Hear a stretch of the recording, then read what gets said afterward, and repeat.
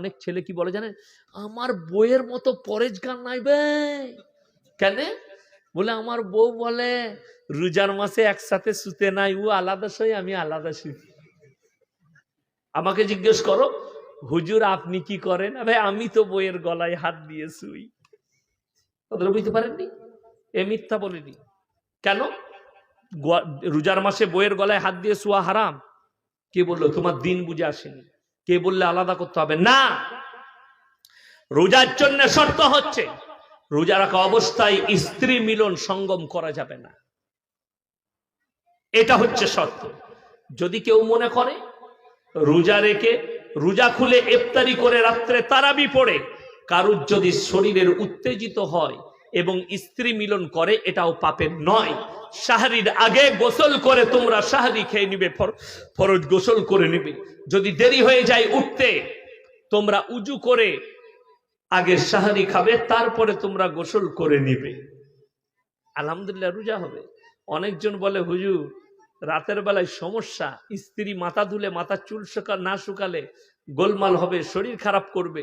অসুবিধা কি আছে? এখন তো মেশিন পাওয়া যাচ্ছে, চুল শুকানো মেশিন উঠেনি?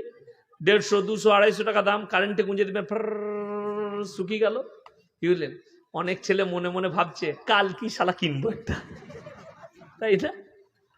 হ্যাঁ কিনেন, অসুবিধা নাই। আমি বলছি কিনবেন, কোনো অসুবিধা নেই, কিনবেন, কোনো দোষের নাই। আলহামদুলিল্লাহ ভালো, আপনার স্ত্রীর জন্য ভালো, আপনার জন্য ভালো, নামাজ কাজা হবে না। অনেক মেয়ে স্বামী স্ত্রী মিলনের পরে লজ্জায় গোসল না করে কিংবা মাথা ভিজে থাকবে বলে অনেকজন গোসলই করে না, নাপাক অবস্থায় থাকে।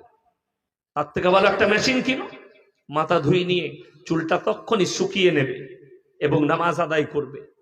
তোমরা যতক্ষণ না পাকে থাকবে ততক্ষণ সেই মেয়েটা গুনাহগার, সেই যুবকটা গুনাহগার।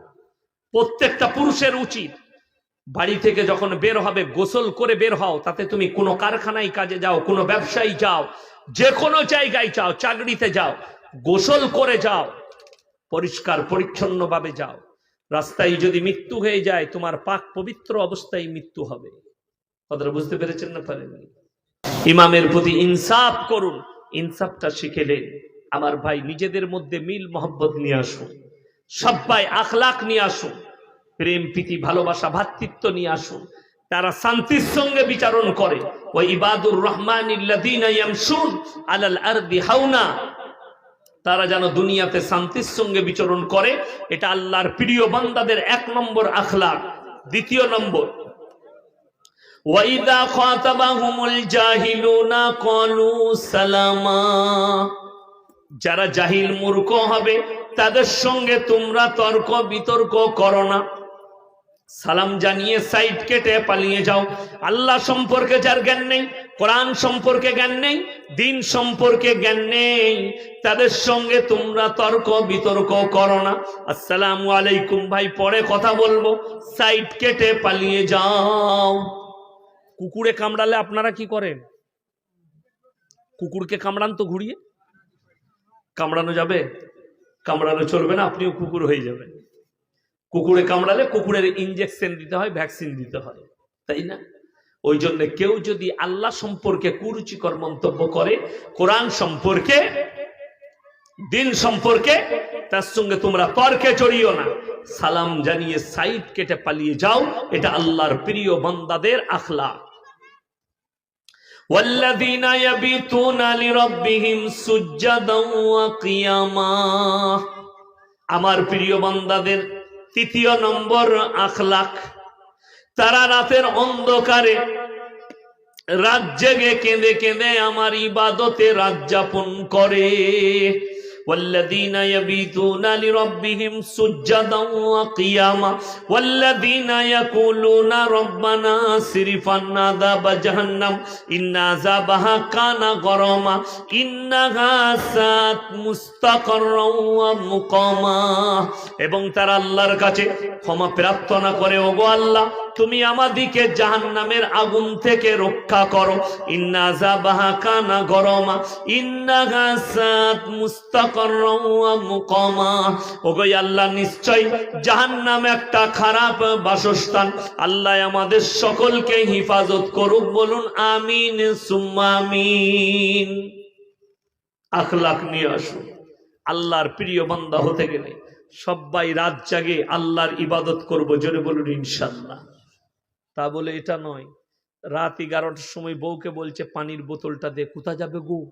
বলে হুজুর বলে গেছে ইয়াসিন ভাই আজকে ফাটিয়ে দেবো, তাহাজ্জুদ পরে মসজিদে চললাম। তুমিও কেলানি খাবে, আমিও কেলানি খাবো।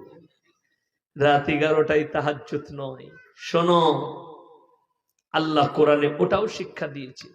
আল্লাহ কারো হক মারেনি, তোমরা বিবির হক মেরো না, বিবির হক মারা যাবে না।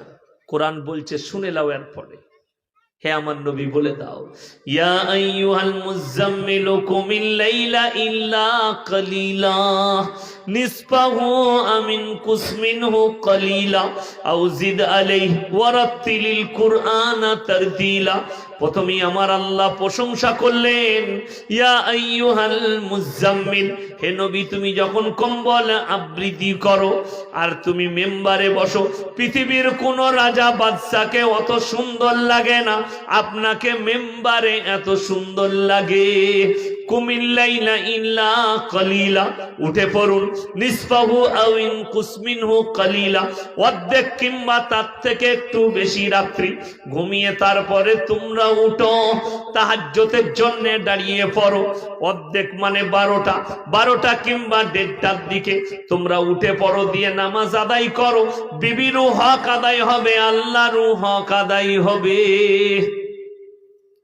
অনেক ভাইয়েরা মনে করে যে রাত্রিতে তাহাজ্জুদ পড়ি, অনেক স্ত্রীরা তারা স্বামীকে কি করে বাধা দেয়, আমি তাহাজ্জুদের নামাজ পড়ি, রাত্রিতে প্রত্যেক দিন স্ত্রী মিলন করা যাবে না।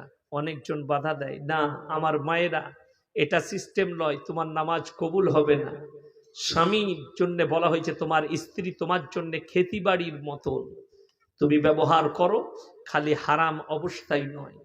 শুনলেন, স্ত্রীর হায়েজ অবস্থায় যদি কেউ মিলামিশা করে হারাম, চরম গুনাহ হবে, শরীয়তে নিষেধ আছে, এটা কেউ করবেন না। দ্বিতীয় নম্বর, এই রমজানুল মুবারকের মাস পেরিয়ে গেল, বলুন আলহামদুলিল্লাহ। আগামীতে আমরা যারা পাবো তারা সবাই রোজা রাখবো, বলুন ইনশাআল্লাহ। কিন্তু রোজার মাসের সমস্যা কোথায় জানেন? রোজার মাসের হাদিসগুলো কিন্তু মেয়েদের হাদিস চলে, আমাদের চলে না।